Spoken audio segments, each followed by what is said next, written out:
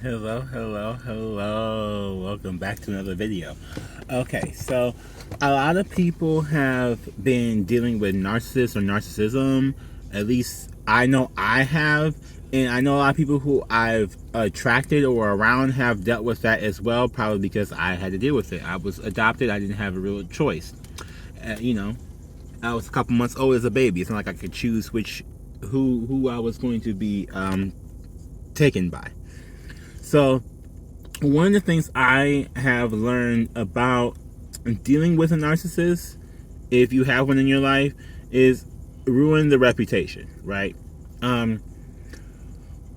What by that I mean is that a lot of these people, they do smear campaigns, so they're not afraid to ruin your reputation. Okay, you can ruin theirs first. This can be seen if you're in a store, have a public display. Now, mind you, of course, you have to be a little bit okay with ruining your own to really make this kind of work, right? So when I was a little kid, and even more so now as an adult, like, I just point out the bullshit. Like, if I see the bullshit, I point it out. I say it. I call a spade a spade. Now, it usually kills these people's ego. Not everybody does it. In fact, a lot of psychologists do not recommend calling out narcissism for what it is, or calling out someone's narcissistic traits for what they are. I'm telling you, as somebody who lives with it, or who's lived with those people, whether they be friends, co-workers, family members, especially family members, okay? Call out they shit. If you see them doing something stupid, call they shit the fuck out. Why? Because they want their reputation to be known, especially in public.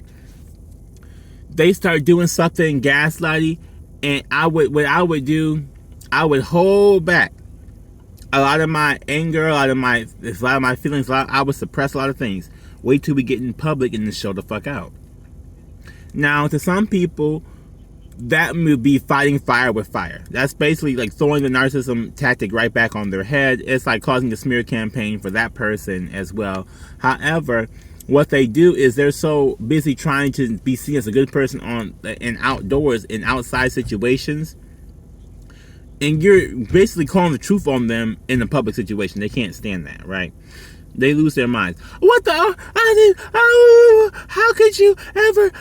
Why would you do this in front of public? And they like a lot of people get real stuck on the public part of this. This is why this is important. Okay, if you call them on the bushes, start an argument, start a public fight. It's like the Karens. If you ever seen them Karen videos, a lot of people, don't be putting me on Facebook. I don't want to be seen. It's like they know they're toxic. They don't want to be seen as being toxic and being judged by the masses of people for being toxic. The toxic person that they actually are. They want people to live under the facade, the mask, all this other kind of bullshit, right?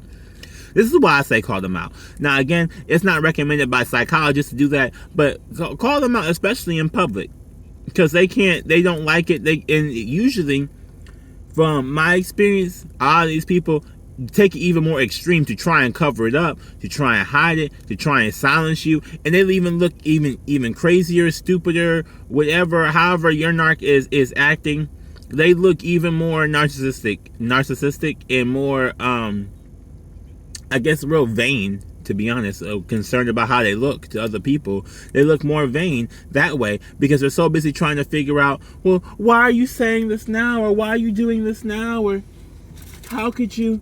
Why you couldn't wait till we get home? That was my mom's favorite line when I was growing up. Oh, I need a tissue. That was my mom's favorite line growing up.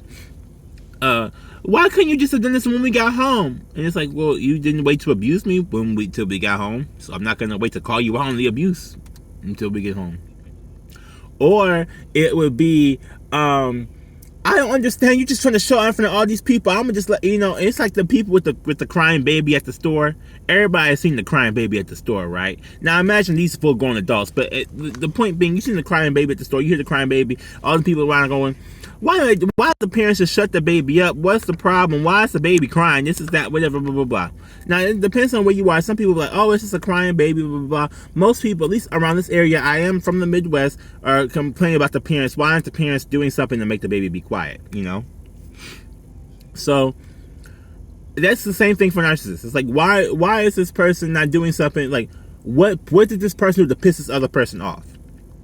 And that's like some people do question why someone is pissed, but a lot of people question, or excuse me, not why someone is pissed, but you know, a lot of people do question, oh, this person is pissed. Da, da, da. Usually the question is, what did they do to piss this person off? What did they do to make someone mad? Because if we're in the middle of a quiet store, a quiet Walmart, a quiet Kroger, and someone just starts going off on somebody about some abusive tactics that they have done, they go, what is actually the thing, you know? Putting these people on Front Street. Like, I understand a lot of people, a lot of psychologists say don't do it because a lot of people are manipulative. I'm telling you, after a while, you like, I don't want to sound shady and rude, but I am the living shadow, so it's bound to come out, okay? People really will be, how do you put it? Weak. Just weak. And I don't mean that in a bad way, especially if you've been through an abusive situation. I understand it can weaken you, but for a lot of these people, like, oh, I don't know, I'm like, they're so concerned.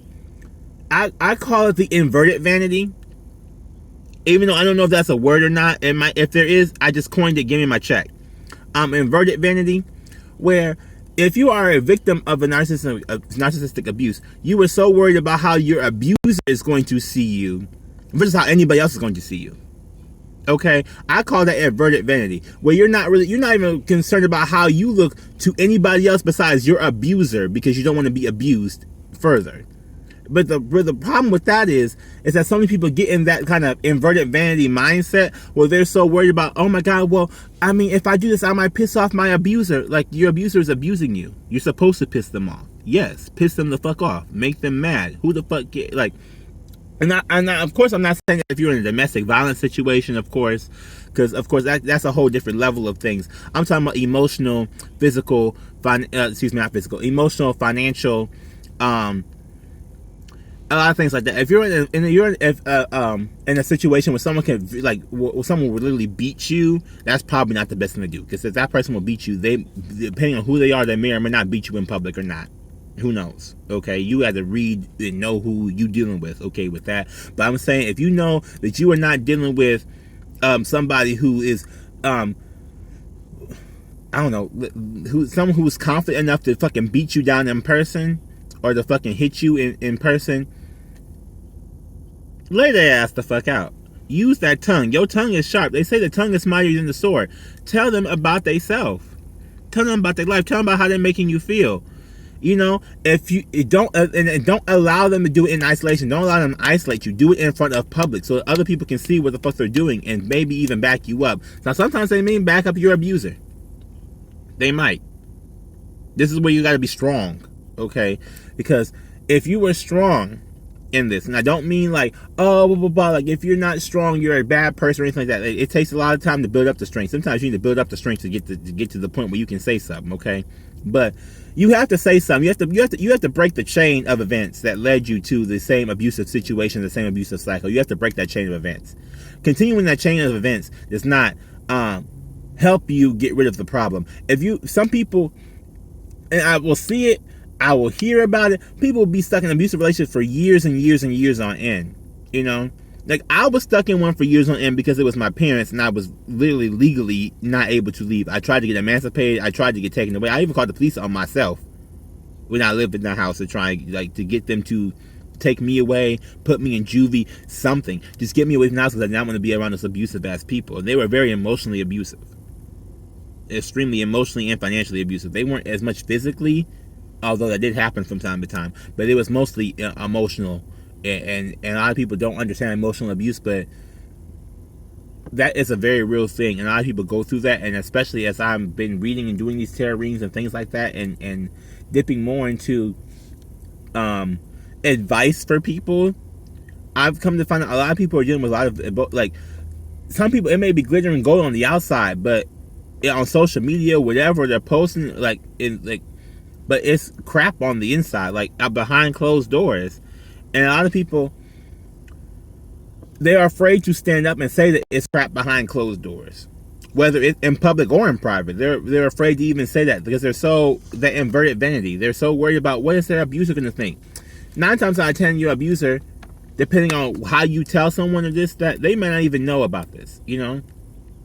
You know how many people I have heard about and read about in books and things like that who have snuck and saw a therapist. Now, I didn't have to go sneak and see mine, but I also was not, there's some people who you don't have to tell everybody what you do. You can go to a meeting or something, like, oh, I'm going to a meeting, and you go to this meeting, or you go join a dance class or something, like, tell someone you're joining a class and you're really going to go see a therapist.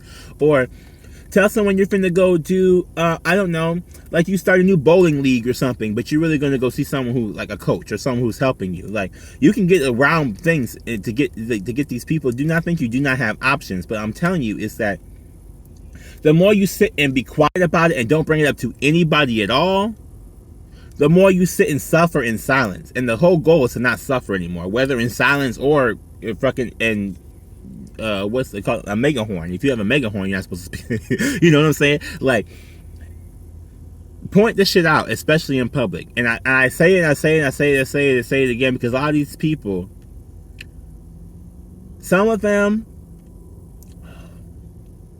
I know this is against psychologists' advice. I'm telling you from what my personal experience dealing with narcissists is and narcissism, ruining their reputation is probably the only thing that they care about, is their reputation. The only thing they care about is how they're seen to other people. You, during the abuse, okay, a person who's getting abused will probably, depending on where you are in the abuse or whatever, I'm not saying you have to go through all these different cycles of things, of abuse is abuse, but if you got into a point where you're only concerned about what the abuser thinks and not what anybody else thinks, because there is a point where you only are concerned with how the person who's attacking you, abusing you, and manipulating you, how this narcissist views you, not how anybody else in the world views you. There's a point. I've gotten to that point several times, okay? Once you get to that point, it don't matter. It don't matter. I don't care what anybody else is. I'm not sticking around with that motherfucking person. When you get fed up and tired, you get fed up and tired. I think Medea says that the best. When you get tired, you go. You ain't tired yet. You ain't been tired enough yet. And some people say that, and I know a lot of people, oh, blah, blah, blah, and they want to use kid gloves and stuff like that. But the problem with the kid gloves is you never grow up and grow out the situation if you're using the damn kid gloves. You see what I'm saying? Like, if you still using kid gloves with the situation, you're not growing up and growing out of it. You ain't changing nothing. Oh, well, maybe if I just, like, that's not, you're not helping yourself. You're just coping and trying to appease the abuser, who is already not going to be appeased, especially if you're dealing with a narcissist. They're not going to be happy no matter what the fuck you do. The best thing you can do is make your damn self happy and get the fuck up out of there. So, speak on it. Tell them how a bottomless pit they are. Read them for filth. I mean, go in on them. Talk like Housewives, whatever. Bad Girls Club, I don't even know. Like, have you ever seen a show where someone was like talking, like, was ripping someone to shreds? Rip these motherfuckers to shreds. Like, use your tongue, use your words, use your brain, use your power. You can speak and ruin someone's reputation like this, especially if they have a full reason for having their reputation be ruined. You can do that. Now, it may not be on a public scale. You may not be like, oh, millions of people now know this person's a narcissist, but their immediate family or the people you're around, people that you deal with, things like that, let them know so that you don't have to deal with that shit no more, or that other people can understand what you're going through and actually help you out. If they don't understand your situation, they're not going to help you. If everybody thinks everything is just perfectly fine, no one's going to be willing to help you. If you have any friends worth their shit, they would help you in some kind of way with the situation, to get out of it, to break free of it, to move on from it, from something. So, I don't know who needed to hear that, but that was weighing heavy on my spirit, so I thought I would say it. Don't be sitting around and hearing this codependent, abusive-ass relationship if you do not need to be. If this person is not good for you, leave them the fuck alone. If they're abusing you, leave them the fuck alone. Call them the fuck out, leave them the fuck alone, and tell them about their fucking bullshit. We all need to know who the abusers are and how they're abusing people, so that we all stay clear of them, okay? You don't even know how much you saying something about how abusive this person is can stop and help somebody else who may fall into that same trap. Because, I was going to say, if you know a narcissist, or if you've been around narcissists, they do not change their tactics. They just change their victims. They just find someone who doesn't know them and they do the same thing they did to you. If they took you to Red Lobster, they take this other person to Red Lobster. If they bought you a rose on Valentine's Day, they'll buy someone else a rose. It's not. They ain't gonna change nothing up. They ain't gonna change nothing up. They don't treat anybody as an individual at all. They treat you as the person that they're with now, their supply they're using right now. So this is kind of longer than I would like for it to be. I want to do this really, really quick, but again, I tend to speak a lot. But just do not let them just bully you. Speak up. Speak the fuck up. And remember, we are the assassination.